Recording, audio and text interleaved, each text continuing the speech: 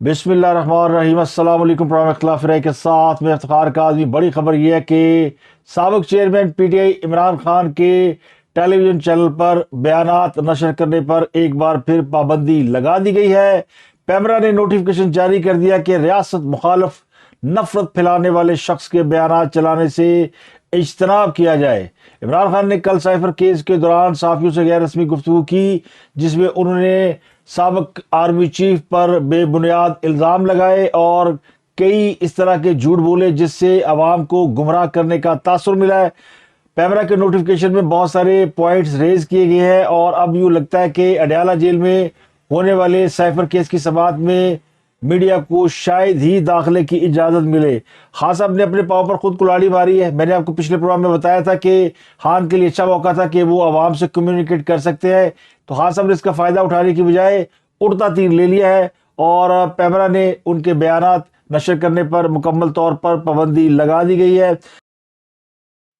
تو عمران خان کے بیان میں جھوٹ کیا ہے، سچ کیا ہے، اور کیوں لوگ اسے صدی کا سب سے بڑا جھوٹ قرار دے رہے ہیں؟ کیا صدی کا سب سے بڑا جھوٹ یہ ہے کہ عمران خان نے اپنی اہلیہ بشرا بی بی کو صرف نکاح والے روز دیکھا، اس سے پہلے نہ کوئی ملاقات ہوئی، نہ کبھی انہوں نے ان کا چہرہ دیکھا؟ الیکشن کمیشن نے فوج سے مدد مانگ لی ہے اور الیکشن کرانے کے لیے ایک خط لکھا ہے۔ اس کے علاوہ اسلام آباد کی احتساب عدالت نے 190 ملین پاؤنڈ کیس میں ملک ریاض سمیت کئی بڑے بڑے ناموں کے ناقابل ضمانت وارنٹ گرفتاری جاری کر دیے ہیں اور ساتھ ہی ان کی گرفتاری کا تحریری حکم بھی جاری کر دیا ہے۔ احتساب عدالت کی سماعت کے دوران مرزا شہزاد اکبر، ملک ریاض، علی ریاض، ضیاء مصطفیٰ نسیم، زلفی بخاری کے ناقابل ضمانت وارنٹ گرفتاری جاری کیے ہیں، جبکہ فرح شہزادی اور گوگی کے بھی ناقابل ضمانت وارنٹ گرفتاری جاری کی ہے۔ تحریری حکم کے مطابق عمران خان کو آج اڈیالہ جیل میں قائم احتساب عدالت میں پیش نہیں کیا گیا۔ سپرنٹینڈنٹ اڈیالہ جیل آئندہ سماعت پر سابق چیئرمین پی ٹی آئی کو احتساب عدالت میں پیش کرے۔ رجسٹرار کی جانب سے 190 ملین پاؤنڈ سکینڈل کی اسکروٹنی مکمل کر لی گئی ہے، تو احتساب عدالت ریفرنس ٹرائل کے لیے منظور کرتی ہے۔ تو عمران خان کے خلاف جو احتساب عدالت نے نیب کا ریفرنس ایکسیپٹ کر لیا ہے اور ان میں سے بہت سے لوگوں کے وارنٹ گرفتاری جاری کر دی ہے۔ 8 افراد کے نام اس ریفرنس میں شامل ہیں، جن میں خان صاحب اور ان کی اہلیہ کا نام بھی شامل ہے۔ نیب نے ان کی اہلیہ کا بھی وارنٹ گرفتاری جاری کیا ہے، لیکن جو احتساب عدالت ہے اس نے فرح شہزادی اور باقی لوگوں کو تو وارنٹ گرفتاری جاری کی ہے، لیکن بشرا بی بی کا وارنٹ گرفتاری جاری نہیں کیا۔ عدالت نے اپنے حکم نامے میں کہا ہے کہ سابق chairman P T I Imran Khan, Bushra be be کے علاوہ دیگر ملزمان کے ناقابل ضمانت وارنٹ گرفتاری جاری کیے جاتے ہیں۔ تو وزارت قانون کے نوٹیفیکیشن کے مطابق 190 ملین پاؤنڈ ریفرنس کا ٹرائل اڈیالہ جیل راولپنڈی میں کل سے شروع ہو رہا ہے، اور اسے کہتے ہیں کہ اب آیا اونٹ پہاڑ کے نیچے۔ اس میں جو سب سے بڑے کردار ہیں وہ ہیں بزنس ٹائکون، پراپرٹی ٹائکون ملک ریاض، جو پہلی دفعہ کسی بڑے کیس میں جن کے وارنٹ گرفتاری جاری کیے گئے ہیں۔ ملک ریاض پاکستان سے باہر ہے۔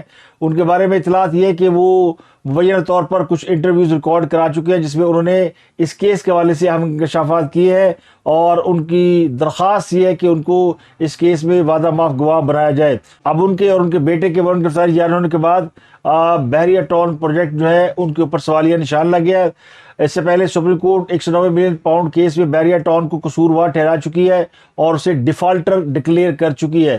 تو پاکستان میں بحریہ ٹاؤن کا ایک بڑا عروج رہا، اور پاکستان کے اندر ایک بڑی ہائی فائی پوش ایریا کی سوسائٹی بلڈ کرنے میں ملک ریاض کا بہت بڑا کردار ہے، اور وہ بڑے بڑے ممتاز بلڈر مانے جاتے ہیں، لیکن ان کی اس ویلتھ کے پیچھے جو جرائم ہے یا ایک انلیگل پوری ٹریل ہے وہ اب ایکسپوز ہونے جا رہی ہے۔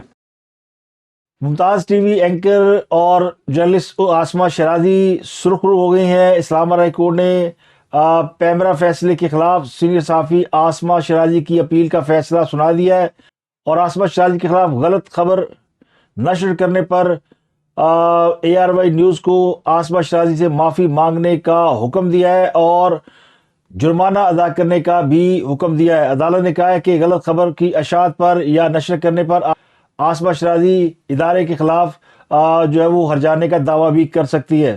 تو غلط خبر نشر کرنے پر برطانوی عدالتوں سے معافی مانگنے اور ہرجانہ ادا کرنے کے متعدد فیصلوں کے بعد پاکستان کی عدالت نے ایک بار پھر اے آر وائی نیوز کے خلاف فیصلہ سنایا ہے اور اے آر وائی نیوز پاکستان کے تمام ٹیلی ویژن چینلوں میں جھوٹی خبریں نشر کرنے میں سبقت لے جا چکا ہے۔ برطانیہ میں بہت سی خبروں پر انہیں جرمانہ ہوا ہے، انہیں بھاری جرمانہ ادا کرنا پڑا ہے۔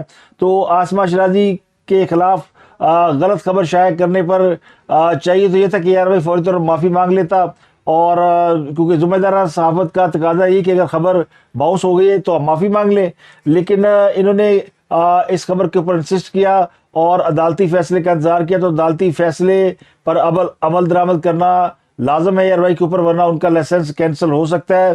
تو آسمہ شیرازی کو ذہنی اذیت پہنچانے پر یا ان کے بچوں کو ہیومیلیٹ کرنے پر، کیونکہ یہ غلط خبر کی اشاعت پر بڑے عرصے ان کے اوپر جو ہے وہ سوشل میڈیا پر بیشنگ ہوتی رہی، اور ان کی نجی زندگی میں بھی کافی پرابلم رہی۔ تو جس اذیت سے وہ ان کی فیملی گزری، اس پر اے آر وائی کو کم از کم اس معافی نامے کے ساتھ ندامت کا اظہار بھی کرنا چاہیے۔ اس کے علاوہ پشتون تحفظ موومنٹ پی ٹی ایم کے سربراہ منظور پشتین کو پولیس نے گرفتار کر لیا ہے۔ ڈی سی چمن کے اسٹیٹمنٹ کے مطابق چمن میں ایف سی اور پولیس اہلکار معمول کی چیکنگ کر رہے تھے کہ منظور پشتین کے قافلے کو روکنے کی کوشش کی گئی، لیکن پولیس کا موقف یہ کہ منظور پشتین نے گاڑی روکنے کی بجائے اہلکاروں پر چڑھائی اور فائرنگ کر دی۔ اہلکاروں کی جوابی کارروائی میں منظور پشتین کی گاڑی کے ٹائروں پر فائرنگ کی گئی۔ اس دوران منظور پشتین اپنے ساتھیوں ہمراہ فرار ہونے میں کامیاب ہو گئے۔ تو سرچ آپریشن کے بعد ایک گودام سے منظور پشتین کو گرفتار کر لیا گیا اور ان کے خلاف مقدمہ درج کر لیا گیا ہے۔ تو ڈپٹی کمشنر کا کہنا یہ کہ منظور پشتین فائرنگ کر کے بھاگے تھے اور انہیں ایک گودام سے گرفتار کیا گیا، جبکہ پشتون تحفظ موومنٹ کے ترجمان کے مطابق منظور پشتین نے آل پارٹیز تاجر محنت کش دھرنے سے خطاب کیا۔ دھرنے سے کوئٹہ واپس جاتے ہوئے اہلکاروں نے منظور پشتین کی گاڑی پر چمن پریس کلب کے قریب فائرنگ کی۔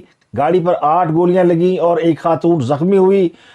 ترجمان پی ٹی ایم کے مطابق منظور پشتین ساتھیوں کو لے کر واپس چمن شہر آئے اور خود کو انہوں نے گرفتاری کے لیے پیش کیا۔ تو یہ اس میں تھوڑی سی کنفیوژن ہے۔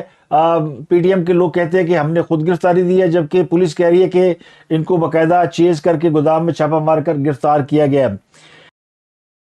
اس کے علاوہ پی ٹی آئی کے رہنما ایمرجنگ لیڈر شیر افضل مروت، ان کے بارے میں یہ اطلاعات ہے کہ سوابی میں انہیں گرفتار کر لیا گیا ہے، اور یہ سوشل میڈیا پر خبر کافی دیر زیر گردش رہی، جس کے بعد شیر افضل مروت نے اپنے سوشل میڈیا پیج کے اوپر خود اس بات کی تردید کی کہ ان کو گرفتار کیا گیا۔ انہوں نے کہا کہ مردان اور سوابی والے مقدمات میں وہ ضمانت قبل گرفتاری حاصل کر چکے ہیں، جبکہ دیر بالا کے دونوں ایف آئی آر میں بھی ان کی ضمانت ہو چکی ہے، اور اس سے پہلے جتنی ایف آئی آر تھی ان پر پشاور ہائی کورٹ سٹے آرڈر دے چکی ہے۔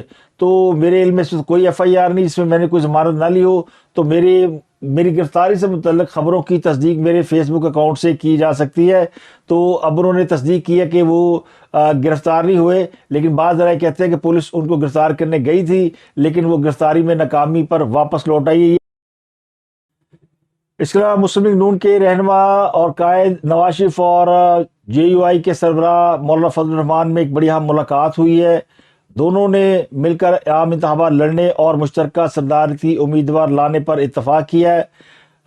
یہ خبریں گردش کر رہی تھی کہ مولانا فضل الرحمان آئندہ صدارتی امیدوار ہوں گے اور الیکشن جیتنے کی صورت میں وہ صدر ہوں گے۔ تو اس بات کی آج مسلم لیگ نون نے تائید اور تصدیق کر دیا کہ دونوں مل کر انتخاب لڑیں گے اور صدر بھی متفقہ طور پر لایا جائے گا، اور ممکن ہے کہ وہ مولانا فضل الرحمان ہی صدر ہوں۔ تو لگتا ہی ہو کہ اس بات کا فیصلہ ہو گیا کہ اگر مسلم لیگ نون جے یو آئی کے ساتھ مل کر الیکشن لڑتی ہے اور جیتتی ہے تو پھر نواز شریف وزیر اعظم ہوں گے اور مولانا فضل الرحمان جو ہے وہ صدر پاکستان ہوں گے۔